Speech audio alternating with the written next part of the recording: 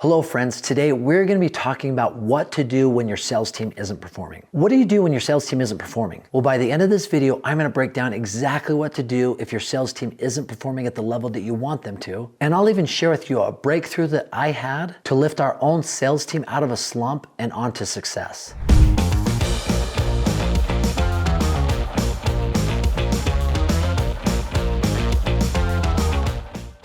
Nothing can be more challenging when you have a sales team that isn't performing. However, if you've been in sales long enough, you know that eventually sales teams go through waves where they're going to have really high highs and they'll have some low lows. Today, I want to help you understand what to do by first understanding the sales mindset, and secondly, what you shouldn't do, especially with the current workforce that's in the market today. And finally, I want to show you how you can create a vision for them connected to their why and help them build belief and confidence in what they do. If you're ready, let's go. So first off, let's understand a sales mindset. Salespeople get into sales because they want to perform, and if they perform, they want to be compensated for their performance. They realize that the harder they work, the more energy, passion, effort, training they put into their craft, the better chance they have to make more money. They also love flexibility within an organization, and a lot of times with sales comes flexibility. Now, each group, even with those factors, some are different, right? Some prefer the carrot or the stick, right? When I say carrot, that's the little thing that's dangled out there that they drive towards because they're excited to get that. Sometimes the stick is what motivates people, where it might be a swat on the behind to really get them to act and perform. Honestly, for the longest time, when we first managed our large sales team, when it grew from maybe 10 employees up to 100, and they're all in one area, this group was all about the carrot. They were all about the incentive, what's things next, what could they earn, what could they get. And then we opened up another sales floor, literally 30 miles north, but the demographic was different. It was a little bit older demographic, and they were more motivated by the stick. And what I mean by that is, if we were to say, guys, if we don't perform at the levels we're hoping at, we might not have as many leads or not as much money to put into leads to generate the leads. So they're more motivated by the fact that they might not get rewarded with the leads that they hope for to help make them money. So it was strange where there's two different environments, where one was really motivated by the incentive and one was motivated by what might happen in a negative scenario if things didn't perform at the level that we knew they could.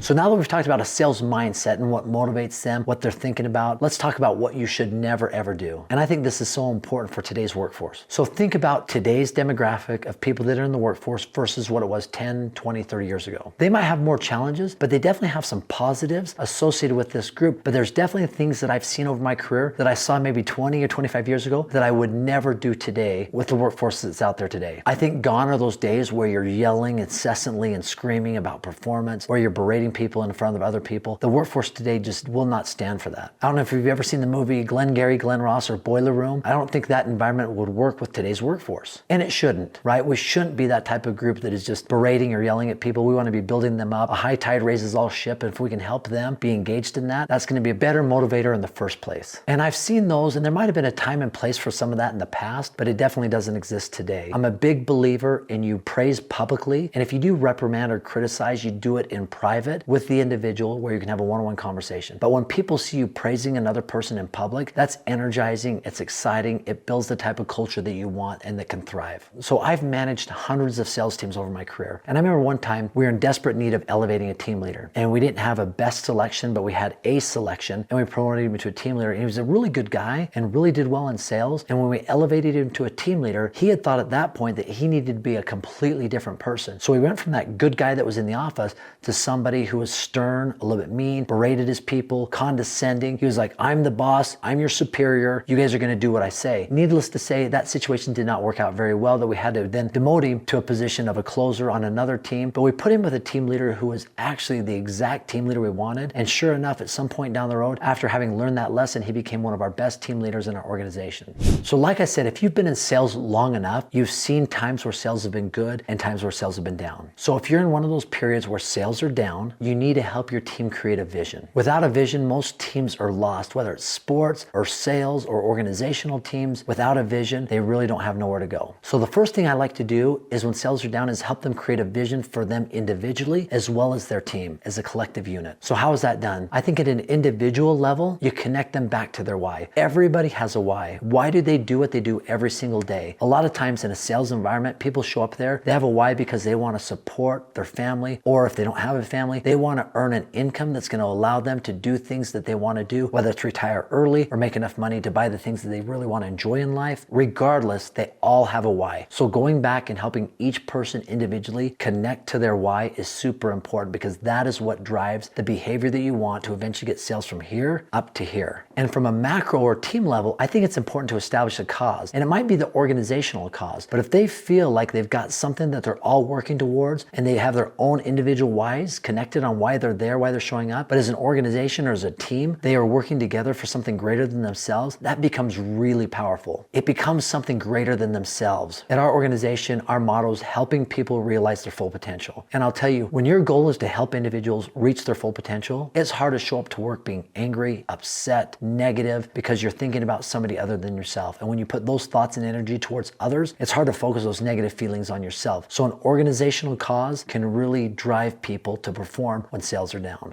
And finally, one of the most important things I think you can do when sales are down is helping them individually and as a team to build confidence in themselves. So what do I mean by that? Well, ultimately, if sales are down, chances are the sales team, the sales rep, they have very low confidence at this time. And it's a downward spiral. And that's the tough thing about sales. That's why sales requires somebody who is mentally strong, because if your confidence is down, chances are more people are telling you no. And if more people are telling you no, your confidence goes even more down. So it's like a downward spiral. Your confidence is down. You get told no all the time. Your confidence continues to go down. It might be hard for that sales rep to build their own confidence. They might need that person who they respect or look up to come in and let them know that you have confidence in them and what they can do. And that sounds easy to say, but how do you do it? One thing that I've seen that works really well is getting them in a room, either individually or as a team, and help them visualize. Visualize a time when they saw massive success, right? Because if you can tap into your subconscious and you can see a time and a space when you actually saw a lot of success, and all of a sudden your subconscious starts to go to work to make that happen again. So visualizing those experiences are going to react and bring those same feelings and confidence back, even though sales might be low at the current time.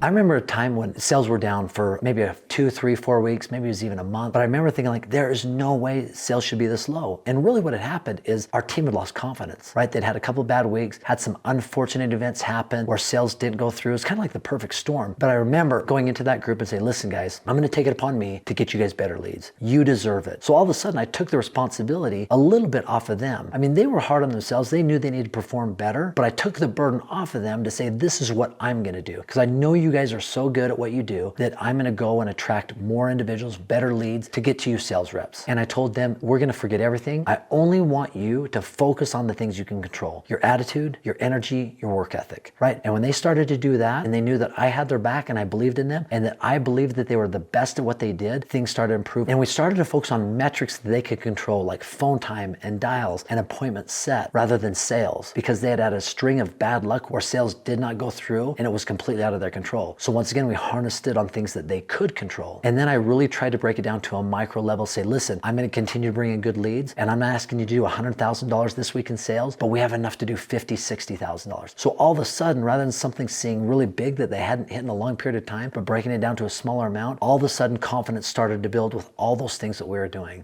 Now, these are things that I've done in my career that have worked out really well for me, but I'd love to hear your feedback. What have you done? What have you seen work really well? And as always, just for stopping by and watching this episode, I've got a free gift for you. It's aaronsSalesTraining.com. Click on the link below. It's a series of modules of some of my best sales training that we've ever done called Persuasion and Influence. I promise it'll elevate your sales team's performance just by having them study and watch these modules. And once again, as always, thanks for stopping by. Have an amazing day.